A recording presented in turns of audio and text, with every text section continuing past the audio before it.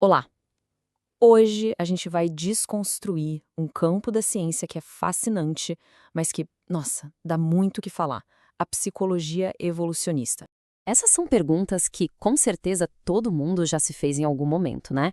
Por que a gente age de certas maneiras? Por que sentimos o que sentimos? Pois é, a psicologia evolucionista é justamente a abordagem científica que tenta responder essas questões, indo lá na raiz da nossa história como espécie. Então, o que é isso, afinal? Bom, não é só mais uma caixinha dentro da psicologia, sabe? Pense nela mais como uma lente, um óculos especial que a gente pode usar para entender quase tudo sobre a experiência humana. Desde porque a gente se apaixona e sente ciúmes, até porque criamos arte e conseguimos cooperar em grupos gigantescos. E para a gente entender essa abordagem, a gente precisa dar um pulinho lá atrás no tempo. Mais especificamente no escritório de Charles Darwin e num quebra-cabeça que tirava o sono dele. O problemão do Darwin era a variação. Ele achava que as características dos pais se misturavam nos filhos, tipo misturar tinta. Pensa só, se você mistura azul com amarelo, dá verde. Na geração seguinte, esse verde se mistura com outra cor, e com o tempo, tudo viraria uma cor só, um marrom sem graça. A variedade sumiria. E sem variedade, como é que a seleção natural poderia funcionar? Não teria o que selecionar. E aí veio a grande sacada que mudou o jogo completamente. A herança não é analógica, como a tinta, ela é digital. Pensa na arte do pontilhismo, feita de pontinhos de cor pura. Os genes são como esses pontos. Eles se combinam e criam uma imagem super complexa. Mas o ponto azul continua azul, o amarelo continua amarelo, eles não se diluem. Essa descoberta foi o que permitiu que a teoria da evolução finalmente fizesse todo o sentido. E é nesse espírito do próprio Darwin, de que derrubar um erro é tão importante quanto achar uma nova verdade, que a gente vai agora aniquilar alguns dos maiores e mais comuns mal-entendidos sobre a psicologia evolucionista. Bora lá pro primeiro grande mito, talvez que a gente mais ouve por aí.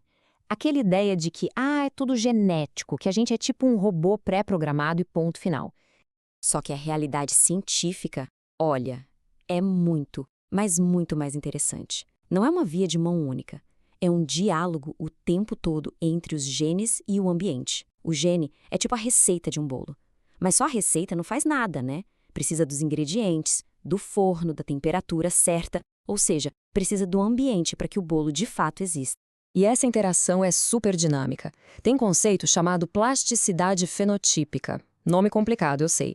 Mas a ideia é simples. O mesmo DNA pode gerar resultados diferentes dependendo da situação. E tem mais, a coevolução gene-cultura, em que a nossa cultura muda o ambiente e esse novo ambiente seleciona certos genes. O exemplo clássico é a tolerância à lactose. Ela só se tornou comum em populações que começaram a criar gado e a beber leite. A cultura literalmente influenciou a nossa biologia. O resumo da ópera é: a gente carrega sim uma bagagem dos nossos ancestrais, mas a biologia não é uma sentença. A gente se adapta o tempo todo. Certo, agora vamos para o segundo mito, que é uma crítica bem forte. A de que as explicações evolutivas são só historinhas bonitas, sabe? Coisas que parecem fazer sentido, mas que é impossível provar que estão certas ou erradas. Só que na ciência, uma história legal não vale nada se não puder ser testada. Uma hipótese precisa gerar previsões que podem ser checadas. E na psicologia evolucionista é a mesmíssima coisa. Cada ideia é submetida ao mesmo rigor de qualquer outra área científica. Uma ideia que soa bem é só o ponto de partida da investigação, nunca a linha de chegada. E como é que você testa isso, então? Bom, os pesquisadores têm uma caixa de ferramentas gigante. Eles não olham para uma fonte de dados só. Eles cruzam informações de todo lado. Experimentos em laboratório, dados de diferentes culturas pelo mundo, estudos genéticos, registros arqueológicos. É quando todas essas peças de quebra-cabeças diferentes apontam para a mesma direção que um argumento científico começa a ganhar força de verdade. E agora a gente chega no mito mais pesado, mais sério e, honestamente, o mais perigoso de todos: a acusação de que essa área da ciência serve como desculpa para justificar preconceitos e desigualdades sociais. Aqui a gente precisa ser cristalino. Existe uma diferença gigantesca entre o que é e o que deveria ser. A ciência tenta descrever o que é, como as coisas funcionam. A moral e a ética discutem o que deveria ser, como a gente deve agir. Confundir essas duas coisas é um erro lógico gravíssimo. Explicar a origem de um comportamento nunca, jamais, significa justificar ou desculpar esse comportamento. Aliás, o argumento pode ser exatamente o contrário.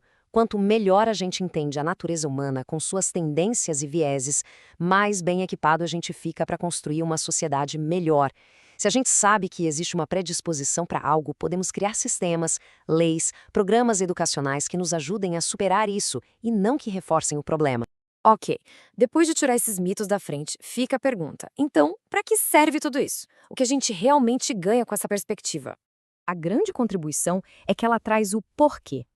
Enquanto muitos campos da psicologia focam no como a nossa mente funciona, como a memória se forma, como as emoções são processadas, a psicologia evolucionista pergunta: mas por que funciona desse jeito? Ela conecta o funcionamento atual do nosso cérebro com os desafios de sobrevivência e reprodução que moldaram esse funcionamento por milhões de anos. E é por isso que ela não é só mais uma disciplina. É mais uma ferramenta de pensamento, uma estrutura que pode conectar várias áreas, desde como a gente pensa e sente até como a gente se organiza em sociedade. Olhar com essa lente evolucionista pode gerar perguntas novas e insights inesperados em praticamente qualquer campo do estudo humano. E no fim, a reflexão que fica é essa. Se a gente conseguir entender melhor de onde a gente veio, essas raízes tão antigas que nos formaram, será que isso não nos ajuda a fazer escolhas mais sábias daqui para frente? A construir um futuro mais consciente? É uma pergunta para a gente levar e continuar pensando.